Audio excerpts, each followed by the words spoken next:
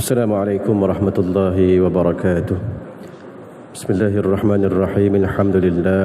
Salatu wassalamu ala Rasulillah wa ala alihi wa sahbihi wa man nasarahu wa walah. Bishrah li sadri wa yassir li amri wa hlul 'uqdatam min lisani yafqahu qawli. Subhanaka la ilma lana illa ma 'allamtana innaka antal alimul hakim. Wa la hawla wa la quwwata illa billahil 'aliyil 'azim. Amma ba'd. Alhamdulillah, kita ucapkan setinggi-tinggi syukur kepada Allah Subhanahu wa taala. Pada kesempatan ini Allah Subhanahu wa taala masih kirimkan kepada kita nikmat kehidupan.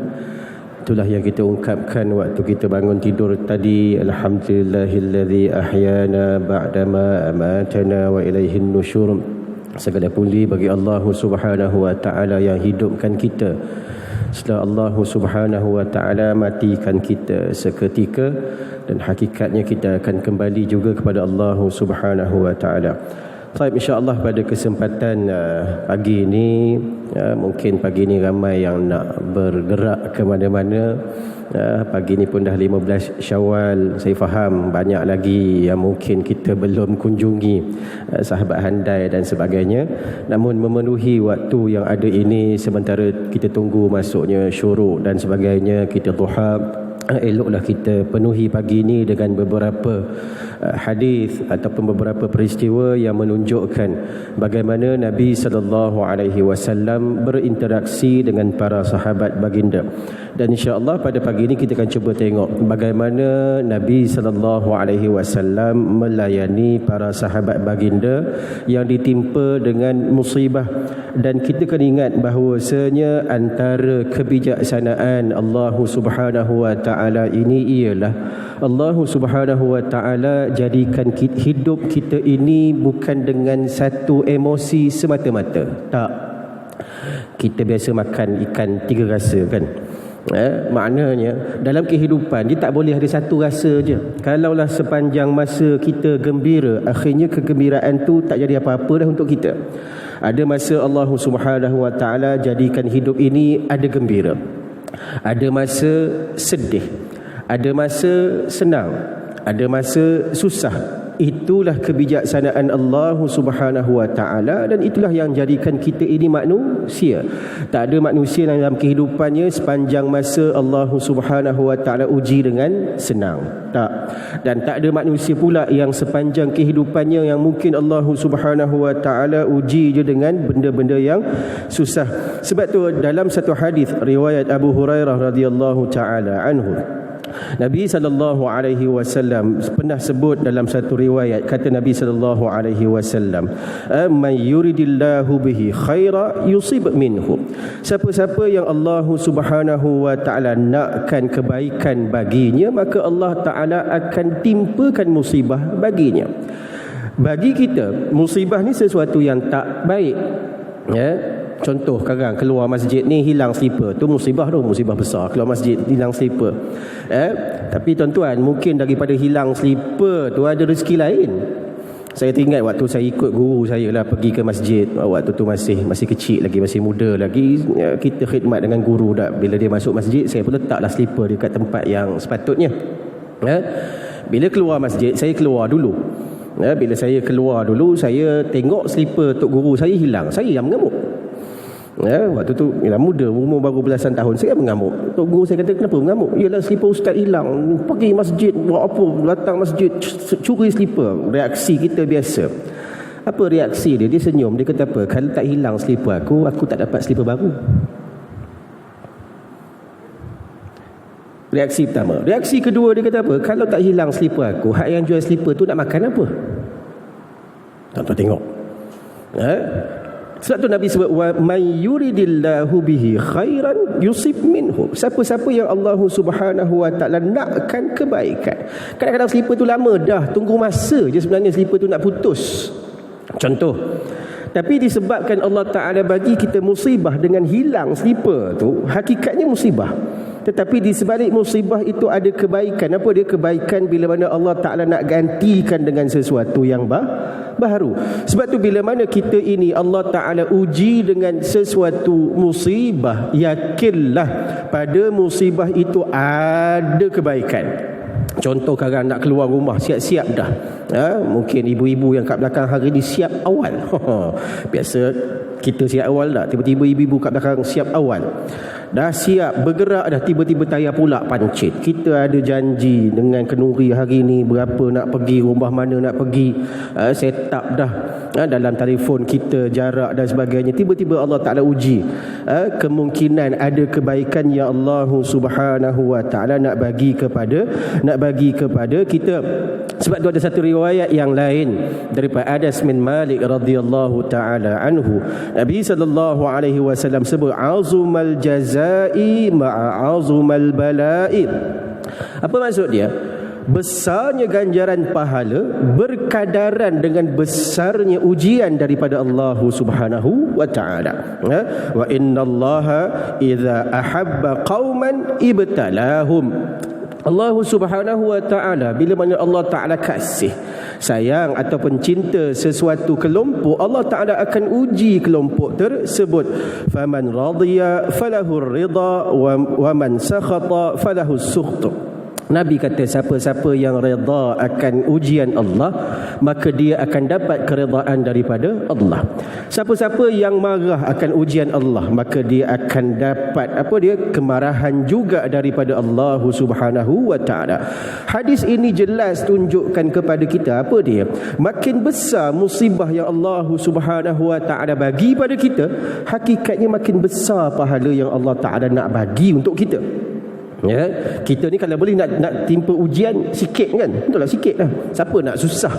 Tapi hakikatnya kadang-kadang dalam kehidupan orang yang makin banyak ujian, kesusahan, itulah makin besar pahalanya. Sebagai contoh, kita hari ni duduk kat Taman Tun Dr. Ismail, tak ada apa-apa halangan nak datang masjid. Mungkin tak ada halangan apa-apa tak.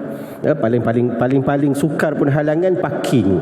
Hari ni mungkin sakit perut datang, saya sakit perut kat pagi, datang parking tak ada kan, jenuh cari sampai ke hujung. Itulah mungkin kesusahan kita untuk datang masjid hari ini. Ada orang yang mungkin datang masjid kena spot check polis dulu. Saudara-saudara kita di Palestin sebagai contoh, di Baitul Maqdis nak masuk Masjidil Aqsa, bagaimana dugaan mereka? Mungkin terpaksa bersiap lebih awal daripada kita. Maka sebab itu kadang-kadang ganjaran yang mereka dapat lebih besar daripada kita hakikatnya. Kenapa? Sebab besarnya ujian yang Allah Subhanahu wa ta'ala bagi kepada mereka. Sebab tu kita tak mengharapkan Allah Ta'ala bagi bala, tak. Tapi kena ingat, sesuatu musibah itu bila mana Allah Ta'ala bagi, dia akan berkadaran dengan pahala juga yang Allah Ta'ala nak bagi. Sebab tu Nabi sebut faman radiya falahur ridha. Siapa-siapa yang redha, terima hakikat itu yang Allah Ta'ala bagi. Bukan kita yang minta ujian, tak. Sebolehnya kita elak daripada ujian, betul? Tetapi andai Allah Ta'ala nak bagi juga ujian, maka tanggungjawab kita ialah redha dengan ujian tersebut.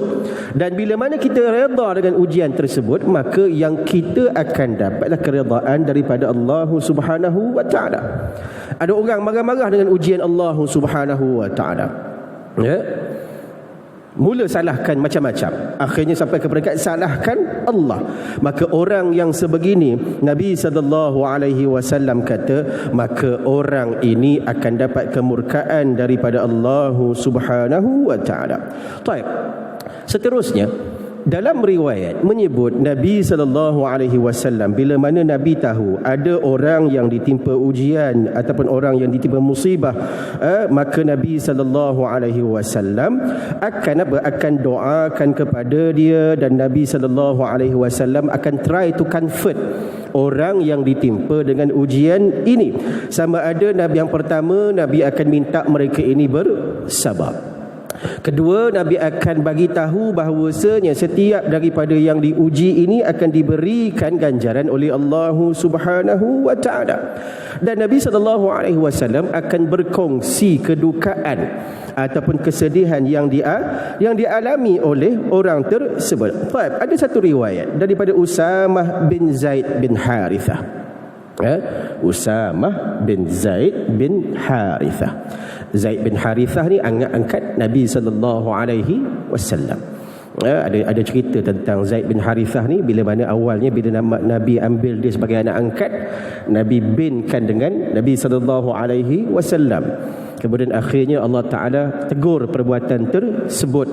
Mana-mana anak angkat dia mesti dibinkan dengan bapa kandungnya sendiri. Allah Ta'ala sebut ud'uuhum li'abaihim huwa aqsatu 'indallah. Serulah mereka ataupun binkan mereka ni dengan nama ayah kandung. Baik. Maka Usamah bin Zaid ni kiranya cucu angkat Nabi SAW. Baik. Dalam satu riwayat kata Usamah bin Zaid, satu hari salah seorang anak perempuan Nabi SAW, ada riwayat menyebut anak perempuan Nabi ni nama Zainab, Sayyidatina Zainab. Sayyidatina Zainab hantar utusan ataupun hantar seseorang untuk bertemu Nabi SAW. Dan pada ketika itu anak kepada Zainab ini hampir-hampir dalam keadaan sakaratul maut. Anak kecilnya itu dalam keadaan sakaratul maut. Maka antara pesanan dia kata, inna ibnan li qabida fa'atana. Dia kata anak kami ni, baby kami ni dalam keadaan sakaratul maut, mintalah Nabi SAW datang ziarah ataupun datang jenguk. Maka Nabi pun dalam keadaan itu, mungkin Nabi ada urusan yang penting. Kita pun faham Nabi SAW uruskan negara dan sebagainya. Maka Nabi pun hantar balik utusan tersebut dan Nabi sampaikan salam dulu. Nabi kata, balik kamu sampaikan salam dulu pada anak aku Zainab ini. Dan Nabi sebut satu ungkapan, inna lillahi ma akhadha wa lahu ma a'ta wa kullun indahu bi ajalin musamma faltasbir wal tahtasib. Ungkapan yang Nabi sebut ialah apa? Inna lillahi ma akhadha, milik Allah Subhanahu wa taala apa sahaja yang Allah Taala ambil. Macam kita selalu sebutkan, inna lillahi wa inna ilaihi raji'un. Maka Nabi ungkapan inna lillahi ma akhadha, setiap apa yang Allah Ta'ala ambil itu hakikatnya milik Allah. Walahu ma'a'ta, milik Allah juga apa yang Allah Ta'ala nak bagi kepada kita. Hakikatnya semua benda dalam kehidupan kita ni pinjaman daripada Allah. Ada harta, masuk pelaburan mana-mana tak, kita melabur, masuk mana-mana kaunter saham dengan harapan dapat untung. Tiba-tiba tak dapat, junam harga, lebih daripada harga buka RM1 kan. Tiba-tiba pasaran buka, junam. Allahu Akbar. Tak ada apa. Sebab apa? Inna lillahi ma akhadha, milik Allah segala yang Allah Ta'ala nak ambil. Walahu ma a'ta, Allah Ta'ala boleh bagi apa saja, sebab itu juga milik Allah Subhanahu wa Ta'ala. Allah bagi kita sihat, betul. Kenapa? Kesihatan itu datang daripada Allah. Allah Ta'ala nak bagi kita sakit,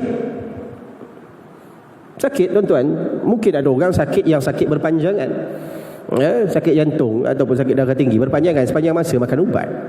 Saya mungkin sihat, belum lagi Allah Ta'ala ujilah dengan penyakit-penyakit macam tu, wallahu alam. Tapi pagi ni ulcer dah naik dah 3 bintik dekat bibir ni. Cakap jugalah, kadang tahulah dia punya bana dia macam mana. Tapi Allah Ta'ala nak uji.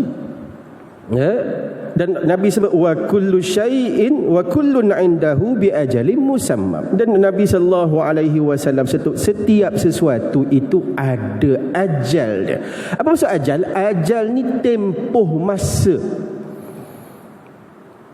Akan ada tempoh masa. Kita beli kereta secanggih mana pun, satu masa kereta tu tetap kita kena hantar servis, betul? Berapa paling jauh jarak kita servis? 10,000, 15,000 km, 20,000 km, sampai jarak tu dah kena masuk workshop juga, buka habis. Maka sebab itu dalam kehidupan kita, kita kena ingat bahawasanya setiap sesuatu itu milik Allah. Maka dia boleh ambil, dia boleh bagi bila-bila. Dan setiap makhluk Allah Ta'ala ni hakikatnya akan ada expired date dia. Jangan risau. Ya? Paling-paling pun expired date apa? Mati kita. Hak tu yang last kali expired date. Ya, maka sebab tu Nabi kata faltasbir wal tahtasib. Nabi kata bersabarlah dan mintalah ganjaran daripada Allah Subhanahu wa taala. Baik. Bila mana Nabi hantar utusan tu kembali pada anaknya Zainab, ialah biasalah orang perempuan ni emosi dia lebih daripada lelaki. Lelaki ni dia tahan, bukan tak menangis, tapi dia menangis tu balik-balik belakang kan. Orang perempuan begitu Allah Taala bagi kehidupan. Bagaimana mereka beremosi. Maka dalam keadaan ini Zainab tak puas hati. Maka dia hantar semula utusan untuk jumpa Nabi sallallahu alaihi wasallam. Dia bersumpah. Orang Arab ni bila bersumpah ni maknanya dia nak benda tu sungguh. Dia pun bersumpah la ta'tiyannaha. Dia kata, tolonglah datang juga untuk tengok ni cucu. Maka faqama Nabi sallallahu alaihi wasallam bila anak dia dah bersungguh-sungguh minta datang, maka Nabi pun bangun. Wa ma'ahu Sa'd bin Ubadah wa Mu'adz bin Jabal wa Ubay bin Ka'ab wa Zaid bin Thabit wa rijalun. Ketika itu bersama-sama dengan Nabi sallallahu alaihi wasallam ada beberapa orang sahabat, antaranya Sa'ad bin Ubadah, Mu'adz bin Jabal, Ubay bin Ka'ab, Zaid bin Thabit dan juga beberapa orang lelaki pergi. Tuan-tuan, ulama dalam bab ini ulama ambil satu hukum. Apa dia?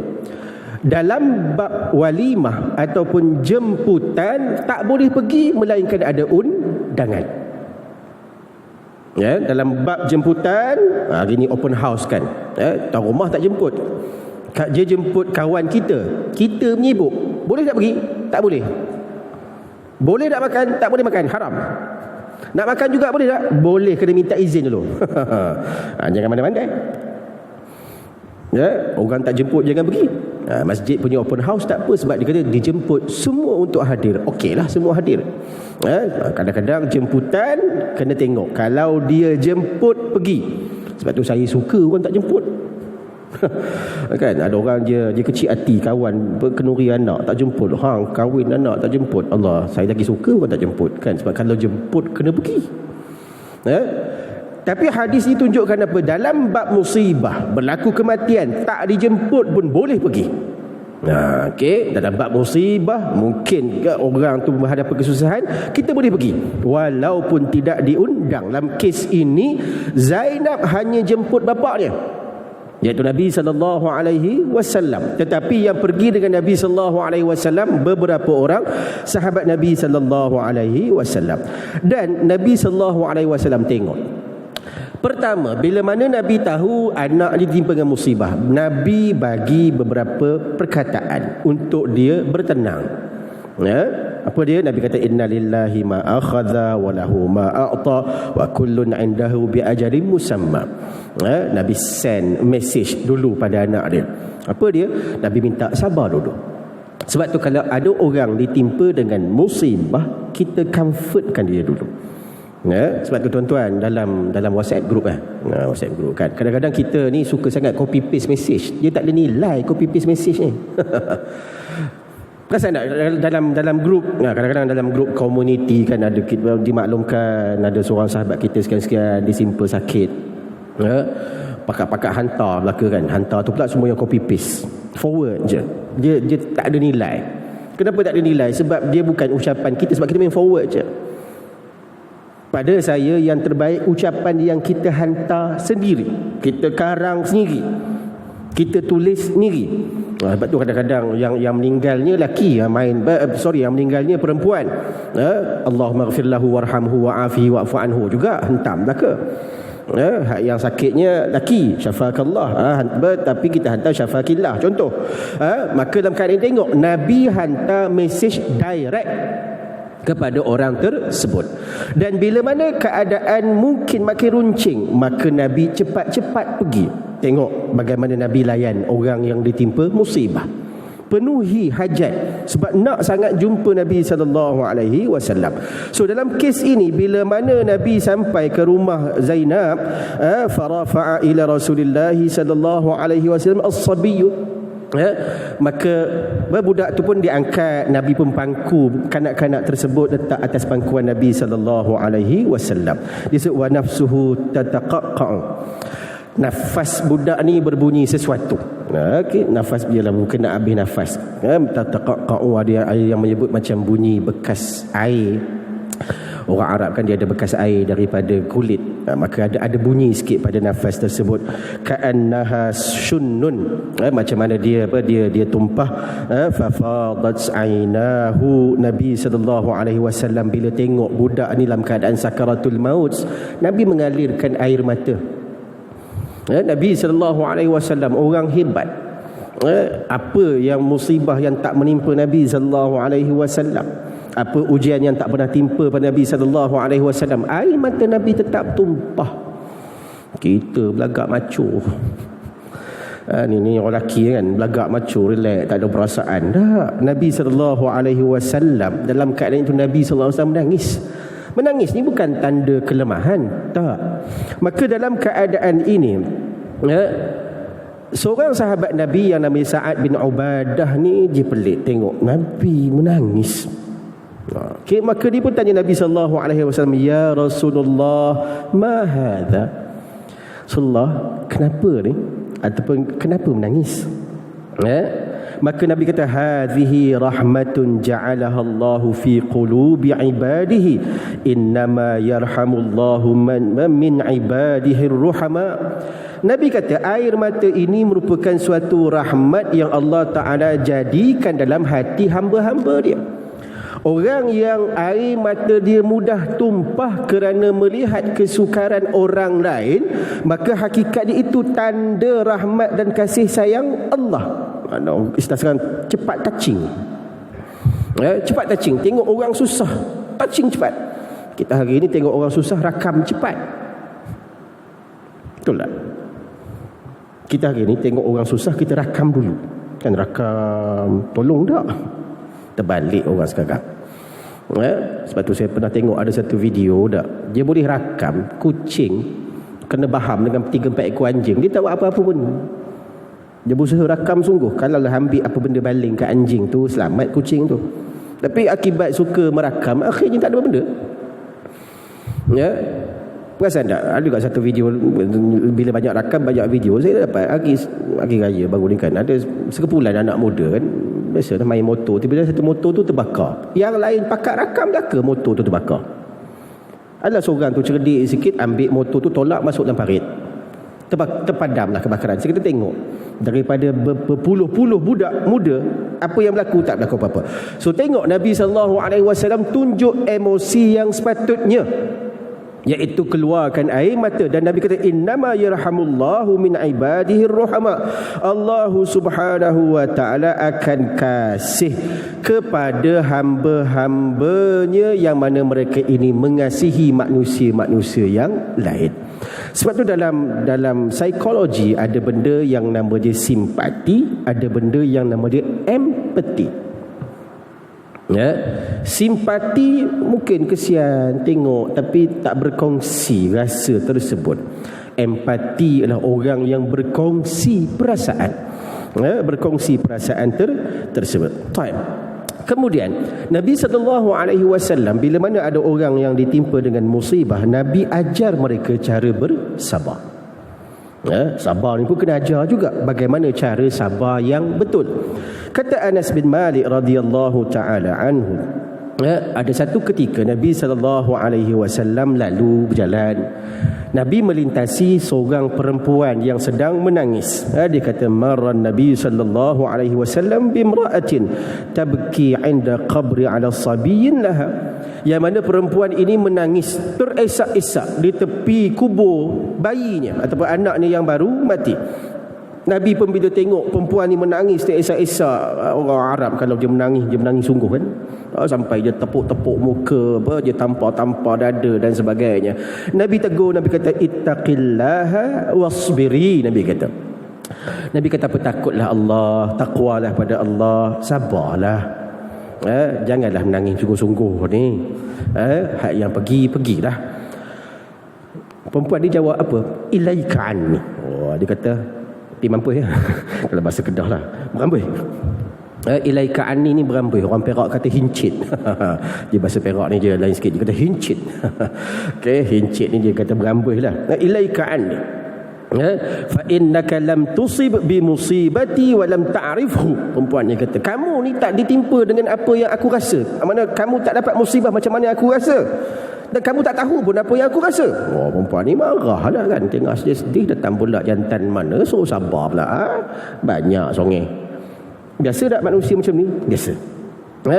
Okey. Maka dalam keadaan ini Nabi pun sallallahu alaihi wasallam berlalu pergi. Boleh je Nabi jawab kan, hang tahu tak aku siapa? Kalau saya lah, hang tahu tak aku siapa? Tak, Nabi sallallahu alaihi wasallam diam. Tahu sebab orang tengah ditimpa dengan musibah, emosi tak stabil. Emosi tak stabil, dia halau Nabi. Siap maki marah Nabi. Nabi pun balik lalu pergi. Maka faqilalaha, sahabat-sahabat yang ada pada ketika tengok bila mana perempuan ni mungkin yang dah cool down sikit, Nabi kata innahun nabiyyu sallallahu alaihi wasallam. Dia kata, makcik, akak, tadi tu yang tegur tu Nabi sallallahu alaihi wasallam. Kalau kita tak, kalau tahu waktu tu, ya Allah menyesal. Dah lah yang tegur tu Nabi sallallahu alaihi wasallam, tak kenal pula baginda, tu satu hal. Orang Madinah tak kenal Nabi, dia satu aib dah patutnya. Dah lah tak kenal. Yang kedua, dia marah pula Nabi. Maka dalam keadaan ni, fa'atas baban Nabi sallallahu alaihi wasallam falam tajid indahu bawabin. Dalam keadaan ini dia pun pergi rumah Nabi sallallahu alaihi wasallam. Maka dalam keadaan ini dia tengok bahawasanya dekat rumah Nabi sallallahu alaihi wasallam ni pintu pun tak ada. Daun pintu pun tak ada. Rumah Nabi hanya ada lubang, ada tirai. Kita auto lock segala-gala. Ya, mungkin zaman kita ni tak boleh lah. Tapi kalau dekat kampung, rumah mak saya tu relax, terbuka kan. Kampung saya alhamdulillah setakat ni kan relax, buka pintu. Tak ada siapa nak masuk pun.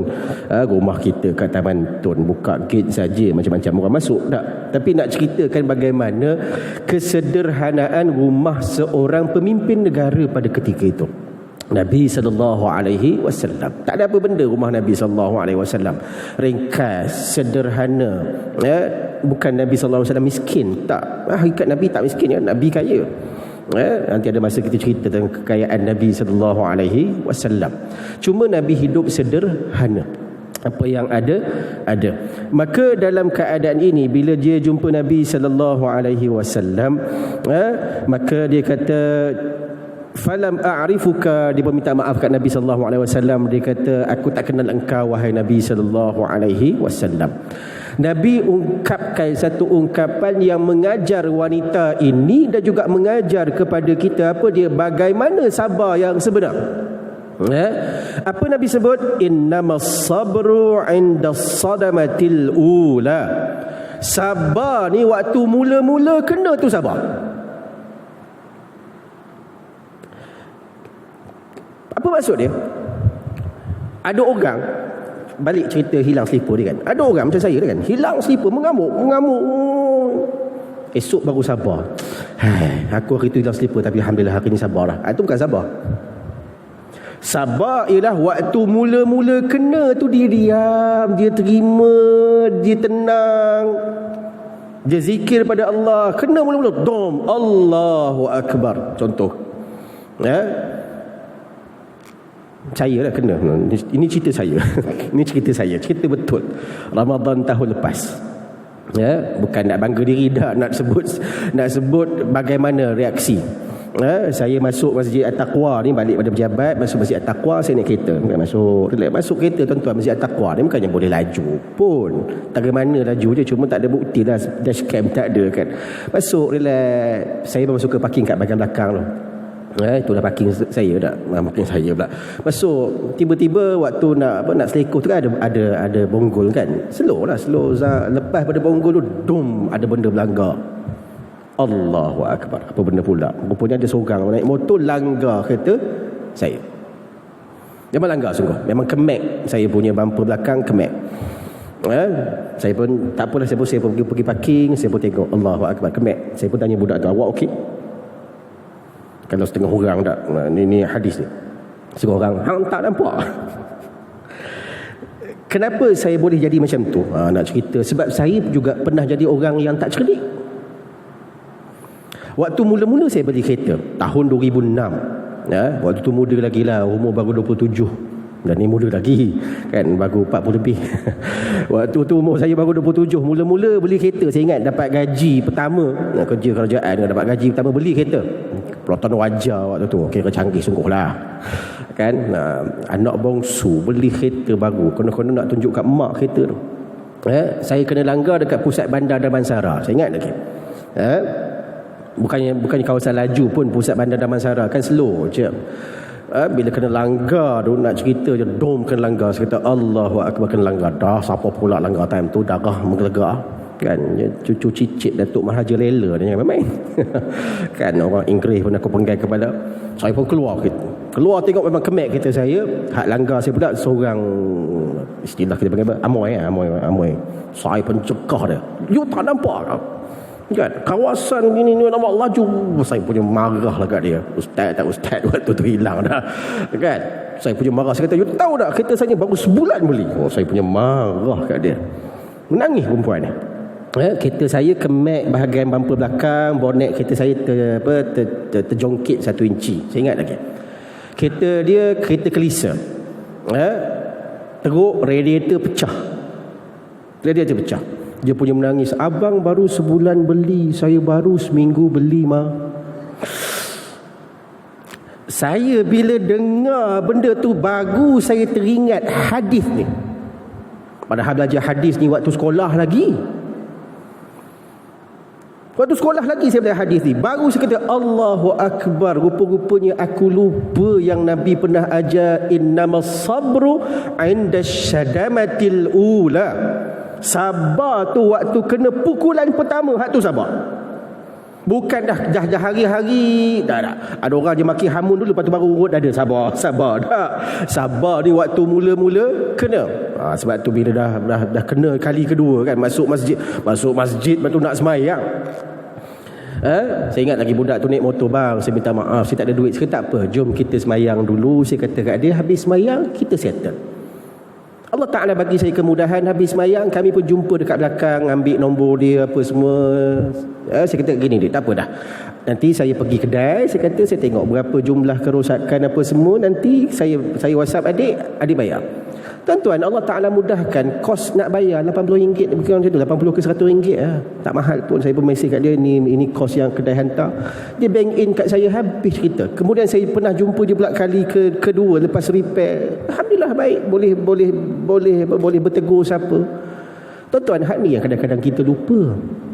Nabi ajar kita, betul musibah ni sesuatu yang sukar untuk terima, tapi kesabaran itu ialah bila mana kita dapat menahan dia pada waktu pertama kita kena pukulan itu, atau kena ujian itu.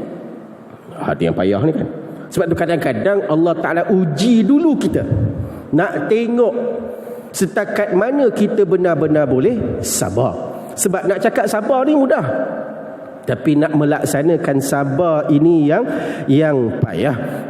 Sebab tu dalam keadaan ini, bila mana kita ditimpa dengan ujian, Nabi mengajar kepada kita bahawasanya kesabaran itu dikira tak kala mana ujian itu mula-mula sampai pada kita.